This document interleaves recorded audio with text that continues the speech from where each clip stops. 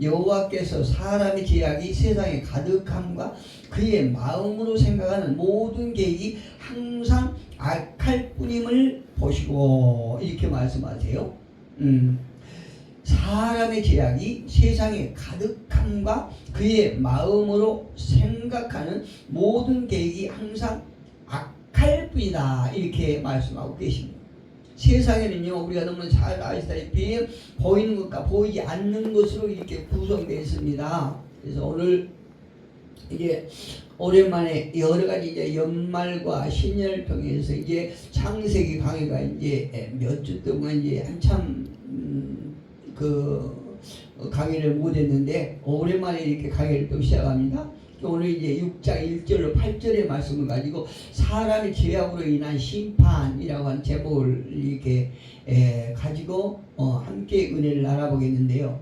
우리가 너무나 잘 아신 것처럼 이 세상에는 보이는 것과 보이지 않는 것으로 이렇게 딱 분리가 되어 있습니다. 예. 보이는 것은 무엇인가? 보이는 것은 인간의 감각 기능을 통해서 인지할 수 있는 것을 보이는 것이라고 우리가 얘기를 할 수 있죠. 그러니까 쉽게 얘기하면은 일반 오감을 이제 우리가 보이는 것이라 이렇게 얘기를 할 수 있습니다. 즉 우리가 보는 것, 또 냄새에 맡는 것, 시각, 미각, 또 청각, 촉각 등 이렇게 우리가 이제 무엇을 확인할 수 있는 것이에요. 눈에 보이지 않는 흔적인 작용에는 무엇이 있느냐면, 그러니까 눈에 보이지 않는 흔적인 작용에는 감정과 자유의지가 포함되어 있습니다. 예.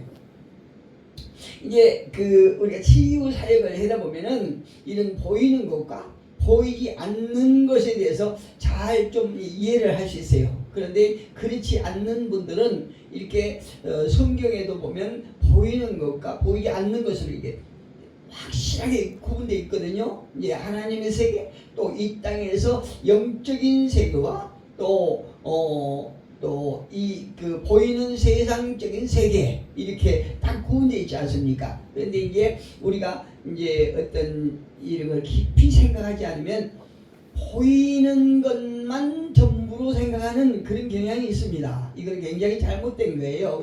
우리가 보이는 것보다는 보이지 않는 세계가 보이는 세계를 움직인다고 할 수 있어요. 할렐루야. 예, 이제 눈에 보이지 않는 흔적의 작용에는 그러니까 감정과 자유의지, 우리 내면이 포함되어 있다는 말씀이에요. 예, 우리가 행동 또 행동을 하는 표현 이런 것들이 그냥 겉으로만 이렇게 우리가 이렇게 볼 것이 아니고 그 내면의 감정과 자유의지의 결과물이다 이렇게 우리가 얘기를 할 수 있는 것입니다. 그런데 인간에게는 혼을 통제하고 있는 영적인 차원이 존재하고 있습니다. 이것이 인간을 가리켜서 고등동물이다 이렇게 하죠. 우리가 짐승과 다른 부분이 우리 인간이 이 다른 부분이 그거예요. 그러니까 모든 이렇게 짐승 같은 경우는 호랑이는 하나님께서 호랑이처럼 말씀을 만드시고 또 사자는 사자같이 만드시고 또 닭이나 고양이는 닭이나 고양이처럼 하나님 말씀으로 지으셨잖아요. 그래서 사람은 어떻게 했어요? 사람은 사람같이 지은 게 아니고 하나님 형상답게 하나님께서 지으셨어요. 할렐루야. 이게 대단히 이런 짐승과 다른 것입니다. 그래서 우리가 우리의 삶이 짐승과 다른 삶을 살아야 돼요. 그만큼 존재가 다르기 때문에 우리는 하나님의 형상을 입은 자들로서 하나님을 경외하는 삶을 살아야 된다는 거죠. 짐승은 안 그렇잖아요. 우리가 이제 강아지 기르고 있지만 강아지는 주인답게 봅니까? 먹기 위해서 주인을 보는 거예요. 그 주인이라고 그 강아지가 주인에게 경외하지 않지 않습니까? 그런데 사람은 하나님, 우리의 창조주 되시는 하나님을 경외하는 그런 삶을 살아야 된다는 거예요. 우리가 그걸 기억하셔야 돼요. 귀신과 다른 존재인데요. 구체적으로 시공간을 초월하는 영적인 기능이 사람의 영혼 속 가장 깊숙하게 자리를 잡고 있다는 말이에요. 무엇이요? 영의 기능이. 쉽게 말하면 조금 구체적으로 이제 우리가 이제 이야기 쉽게 말씀드리면 우리가 지성소와 성소의 이렇게 지성소와 성소가 똑같은 건 아니잖아요. 구별돼 있지 않습니까? 지성소와 성소가 구별되어 있는 거예요. 이제 지성소는 우리의 영적 상태를 얘기하는 것이고 또 의미하는 것이고 또 그 성소는 우리의 육을 얘기한다고 이렇게 우리가 굳이 표현하면 그렇게 할 수 있습니다. 우리가 보이지 아니하는 것들이지만 지성소와 성소를 하나로 합해서 무엇이라고 하죠? 성막 그러잖아요. 성막. 우리도 보이지 않는 영의 상태 또 보이는 외부의 상태 어떤 육체의 상태 이거를 우리가 따로 딱 구분하지는 않지 않습니까? 한 몸, 한 동체로 이렇게 보지 않습니까? 똑같아요. 우리가 지성소와 성소를 이렇게 보이는 것과 보이지 않는 이렇게 이제 우리가 예배하는 장소를 이제 보지만 그런 거 불구하고 지성소와 성소를 성막 이렇게 부는 것과 똑같아요. 영혼을 합하여 눈에 보이지 아니하는 영혼의 존재라고 부른 것과 똑같은 의미라고 생각하시면 됩니다. 그러니까 사람의 영과 혼, 특히 영의 작용은 눈에 보이지 않을 뿐 아니라 나타나는 현상조차도 아주 기적처럼 이렇게 보이기 때문에 그 인과관계를 과학적으로 규명할 수 있을까요? 없을까요? 없지요. 우리의 영혼을 이렇게 눈에 보이지 않는 것을 우리가 과학적으로 어떻게 규명할 수 없어요. 이제 어떤 세상 사람들은 우리가 하나님 우리가 이제 영적으로 마음의 눈으로 하나님을 보았다 하고 하나님의 말씀을 들었다 하고 이러니까 과학적으로 증명해보라 이렇게 하지 않습니까? 근데 그들이 무시감을 스스로 나타내는 거예요. 그들의 무시감을 스스로 자인한 것과 똑같습니다. 우리가 영적 상태는 과학적으로 증명할 수 없어요. 절대 증명할 수 없습니다. 그래서 우리는 그것을 가지고 믿음의 문제라고 말하지 않습니까? 믿음의 문제 이렇게 말해요. 무엇을 우리가 증명합니까? 그 증명은 삶에서 나타나게 되어 있어요. 우리가 교회를 다니는 사람들이 그 믿음으로 하지만 사실 그 내면에 믿음이 내 육체의 의지를 지배하고 있으면요, 그 믿음의 형태가 우리 행동으로 나오게 됐습니다. 아무리 내가 믿음이 있다고 힘을 튀어가면서 막 증거하려고 해도 증거가 나타날 수가 없고 우리 행동으로 자동적으로 나타나게 돼 있어요. 이게 믿음의 열매라 이렇게 말하지 않습니까? 그러니까 어떤 사람이 하나님을 보고 말마다 그냥 하나님께서 뭐라고 말씀하셨고 하나님께서 어떻게 말씀하셨고 내가 들었니 보았니 이렇게 해도 그 삶의 열매를 보면 알 수 있다고 예수님 말씀하지 않습니까? 우리는 삶 속에 어떤 열매를 맺고 계십니까? 이것을 성경은 보이는 것이 보이지 아니하는 것에서 비롯되고 있다 이렇게 얘기를 했어요. 무엇이라고요? 보이는 것. 우리가 삶 속에 나타나는 보이는 것이 보이지 않는 것에서 비롯된 것이다 이렇게 말하고 있다는 거죠. 이해가시죠? 보이지 않는 것의 결과물이 보이는 것이다. 내가 방금 전에 내가 믿습니다 해봐야 삶 속에서 진짜 어떤 문제를 만났을 때 그 사람 행동을 보면 알 수 있어요. 우리가 어떤 좀 이렇게 이렇게 우리 삶 속에 얘기를 한다면 사람과 사람 관계가 있지 않습니까?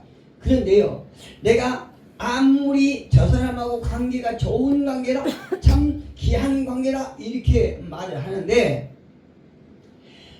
내 내면에 어떤 물질의 것들이 나를 지배하고 있으면요, 때로는요, 아무리 관계가 어떤 상대와 내 관계가 좋은 관계였다 할지라도 어떤 문제 속에서 믿음이 그 물질이 앞서서 사람과의 관계를 파괴합니다. 이것이 배신이다 이렇게 말하죠. 특히 정치인들 그런 경우가 많은데요. 정치인만 그런 게 아니고 우리가 일상생활에서, 그래서 사람은 성경에서 머리에 털난 인간은 믿지 말라고 그러지 않습니까? 우리가 관계 사람과의 어떤 관계가 아주 중요해요. 창세기 1장에서 하나님께서 그 사람과 사람 관계, 사람과 하나님의 관계, 사람과 자연 관계, 이렇게 잘 말씀해 주고 계시죠. 우리가 창세기 강의하면서 이거 다 말씀드린 겁니다. 하나님께서 창세기 1장을 통해서, 창세기를 통해서 하나님과 사람과의 관계, 사람과 사람과의 관계, 또 사람과 자연과의 관계가 얼마나 중요하다는 것을 계속 말씀해 주고 계시는 것이에요. 그런데 하나님과의 관계가 좋다고 하면서 사람과의 관계보다도 물질의 관계가 앞서서 사람과의 관계를 중요하게 여기지 않는 사람들이 있다는 거예요. 우리가 이거를 보고 사람과의 관계를 잘 우리는 파악하고 분별하고 맺어야 됩니다. 어쩌면 어떤 사람이 A라는 사람에게 하나님의 여기 성령께서 그를 잡고 계신다고 할지라도 마냥 시간마다 잡고 계신 건 아니에요. 내가 때로는 성령 충만하지 못해서 악한 어둠의 영이 나를 지배하고, 성령과의 관계보다도 악한 어둠까지는 몰라도 세상의 것이 나를 조종할 수가 있다 이 말씀이에요. 우리가 그걸 잘 분별해야 됩니다. 성경에서 보이는 것이 보이지 않는 것에서 비롯되고 있음을 인정하는 것이 바로 무엇이냐? 믿음이에요. 할렐루야. 보이는 것이 보이지 않는 것, 보이는 것이 보이지 않는 것에서 비롯된 것이다 라고 믿는 것이 믿음이라고 말씀드렸습니다. 성경 히브리서 우리가 너무나 잘 아시는 11장 1절에서 이렇게 말씀하죠.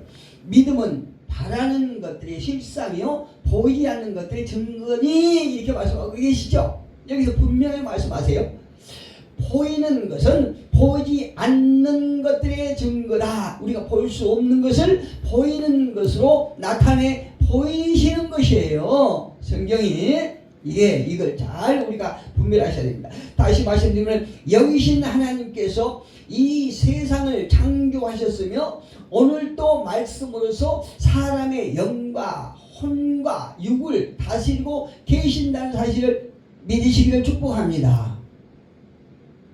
요한복음 1장 1절로 5절에 보니까요 이런 말씀이 있어요. 요한복음 1장 1절로 5절 보니까 태초에 말씀이 계시니라. 이 말씀이 하나님과 함께 계셨으니 이 말씀은 곧 하나님이시라.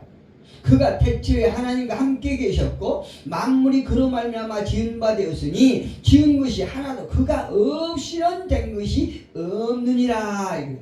그 안에 생명이 있었으니 하나님 안에 생명이 있었다. 말씀 안에 생명이 있었다는 것입니다. 생명이 있었으니 이 생명은 사람들의 빛이라. 빛이 어둠에 비치되 어둠이 깨닫지 못하더라. 이렇게 말씀하세요. 히브리서 4장에 한번 가볼까요? 히브리서 4장 12절 13절에 가보니까 히브리서 기자는 이렇게 말씀하고 있어요. 4장 12절 13절에 가보니까 하나님의 말씀은 살아있고 활력이 있어 좌우의 날선 어떤 것보다도 예리하여 혼과 영과 및 관절과 골수를 찔러 쪼개기까지 하며 또 마음의 생각과 뜻을 판단하나니 지은 것이 하나도 그 앞에 나타나지 않음이 없고 우리의 결사를 받으실 이의 눈앞에 만물이 벌거벗은 것 같이 드러나니라. 아무리 우리가 믿음이 있고 짜고 뭐 어떤 말을 해도요, 우리 삶 속에 어떤 문제가 딱 문제를 부딪히면 그 사람의 속 내면을 우리는 읽을 수 있는 것입니다. 내 자신이 제가 아무리 하나님과의 관계가 그렇게 좋고 하나님과의 관계가 화평하고 화목하고 이렇게 한다고 해도 우리 삶 속의 삶의 모습을 보면은 하나님의 관계를 알 수 있다 이 말씀이에요. 우리가요, 하나님의 관계가 진실로 화목하고 화평하고 잘 이루어졌으면 사람과 사람 관계가 아주 원활하게 좋습니다. 이거는 속일 수가 없어요. 사람과 사람 사이에 물질이 그 사람의 관계를 무너뜨릴 수 없다는 얘기입니다. 그런데 하나님과의 관계가 제대로 이루어지지 않기 때문에 사람과 사람 관계에 물질이 개입해서 사람 관계보다도 물질의 관계가 우선 앞서가는 이런 사람이 있다 이 말씀이에요. 저와 여러분은 어떤 쪽에 소속되어 있습니다. 우리가 하나님은요 늘 사람과 사람 관계를 굉장히 강구하세요. 영적인 차원에서 모든 것이 이루어지고 그것이 이 땅에서 실현되고 있다고 말할 수 있습니다. 영적인 세계, 하나님의 세계에서 이 땅에 보이는 것으로 이루어진다 이 말씀이에요. 그러니까 우리가 주기도문은 어떻게 합니까? 하늘에서 이룬 것 같이 하나님의 뜻이 하늘에서 이루어진 것 같이 이 땅에서도 이루어지다. 이렇게 우리가 강구하지 않습니까? 주기도문에. 그런데 본문에서 나타나듯이 하나님의 아들들이 사람의 딸들이 아름다운 영모만을 보고 그 육체를 탐하게 됐다고 이렇게 본문에서 말하고 있지요. 그들 속에 있는 것이 보이지 아니하는 내심과 성품은 그들에게는 고려 대상이 아니었다는 얘기예요. 그러니까 이 땅에서 우리가 그렇잖아요. 지금 우리가 예수 밖에 있는 사람에 대해서 얘기를 한 것이 아니고 예수 안에 있다고 하는 사람들에 대해서 이제 얘기를 하는 건데요. 우리가 예수 안에 있다고 하지만 어떤 대화 중에서 자꾸 대화가 어떤 세상의 것에 기준을 두고 세상의 것에 화제를 가지고 자꾸 이렇게 대화하는 사람들이 있어요. 이런 사람들은 그 속에 무엇으로 이렇게 구성됐다는 것을 스스로 나타내는 것입니다. 사람의 보이지 아니하는 것을 볼 수 있는 것은 오직 보이지 않는 것으로만 볼 수 있는 것이에요. 어떤 영적 세계를 영으로만 볼 수 있는 것이요. 육신의 시각으로는 볼 수 없어요. 이 말은 영혼의 아름다움을 보지 못하고 눈에 보이는 아름다운 육신만을 탐하는 그들은 이미 믿음의 길에서 이미 떠났다는 증거예요. 제가 계속 말씀드리고 있는데 사람과의 사람 관계가 그렇게 중요하고 하나님은 사람과 사람 관계를 통해서 일을 하시는데 교회를 다닌다고 하는 집사라고 하는 권사라고 하는 목사라고 하는 전도사라고 하는 사람들이 사람과 사람 관계를 통해서 자기의 어떤 물질의 욕망을 이룬 사람이 있다는 것이에요. 이것이 대단한 문제입니다. 이거는 성경이 말씀하시기를 그들은 이미 믿음에서 떠난 사람이다 이렇게 말씀하고 계시는 것이에요. 그 결과 노아의 시대에 이르러서는요 죄악이 온 세상에 가득하고 마음으로 생각하는 모든 것들이 악할 뿐이다. 이렇게 성경 말씀하고 있습니다.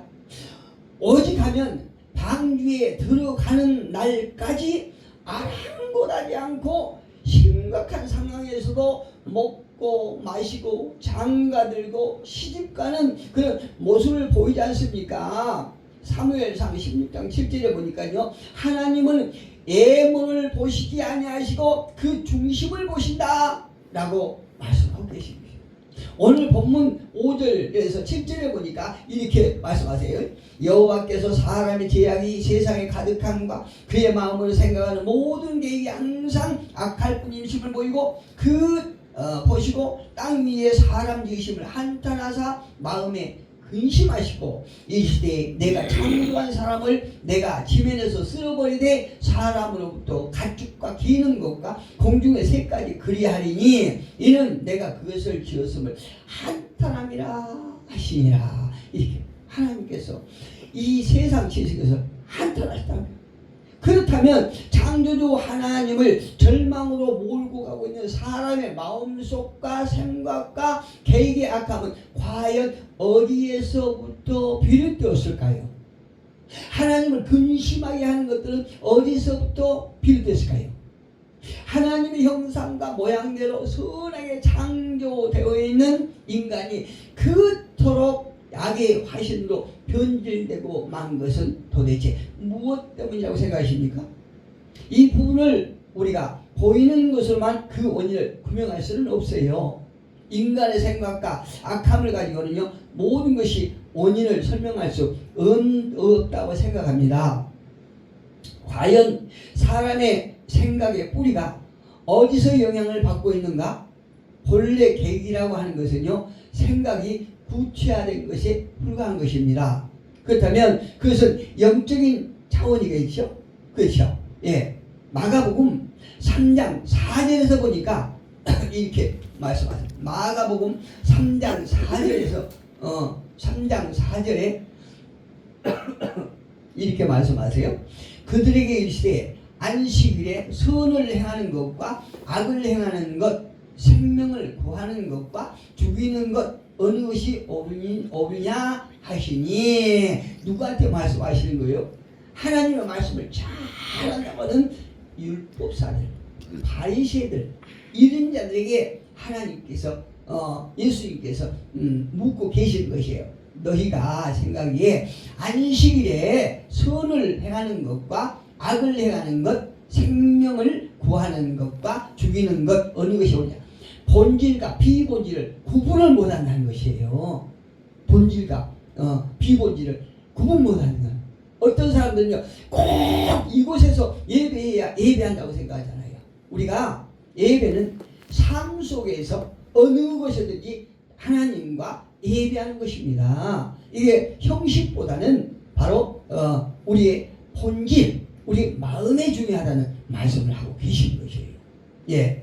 마가복음 12장 볼까요? 12장 30절로 31절에 보니까 이렇게 말씀하고 계시는 거예요. 마가복음 12장 30절로 31절에 보니까 이렇게 말. 내 마음을 다하고 목숨을 다하고 뜻을 다하고 힘을 다하여 주 너의 하나님을 사랑하라 하신 것이요. 둘째는 이것이니 내 이웃을 내 자신과 같이 사랑하라 하신 것이라. 이보다 더 큰 계명은 없느니라. 무슨 말씀인가요?